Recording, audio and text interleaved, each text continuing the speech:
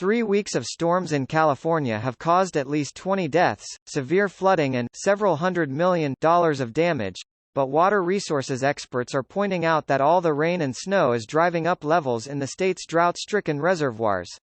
At Lake Oroville in Northern California, the state's second-largest reservoir, the water level is now well above the seasonal average.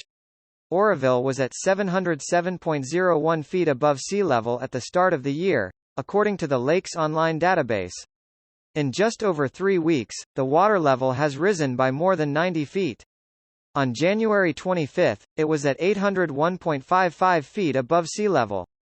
Lake Oroville was formed after the construction of the Oroville Dam, which was built on the Feather River in 1967.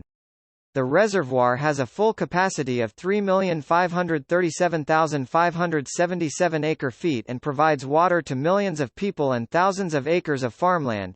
It reached a record low in September 2021, when the water level dropped to just 628.47 feet. Last spring, the lake peaked at a mere 55% of its full capacity. Last year, we had a lot of storm in October and December. But then it just stopped raining, and in January, February and March we had the lowest precipitation ever on record.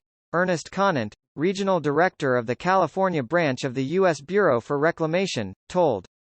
That's why we were in such a dire situation this past year. This time last year, water levels were at 743.13 feet, below the seasonal average of 776 feet. But, since December 26, 2022, over 32 trillion gallons of rain have fallen across California. Lake Oroville has gone from 46% to 61% of its capacity in the past 2 weeks. The winter storms have also delivered above-average levels of snow in the Sierra Mountains.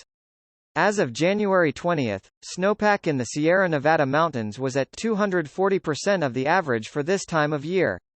This is great because that will come down later in the spring when it starts warming up, Donald Bader, the Shasta area manager for the Bureau of Reclamation, told earlier this month.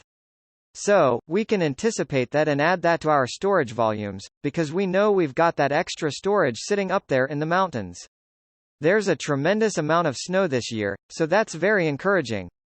Despite these gains, Bader said California would need more than a few weeks of wet weather to compensate for the drought that has gripped the southwestern U.S. for the past 2 decades.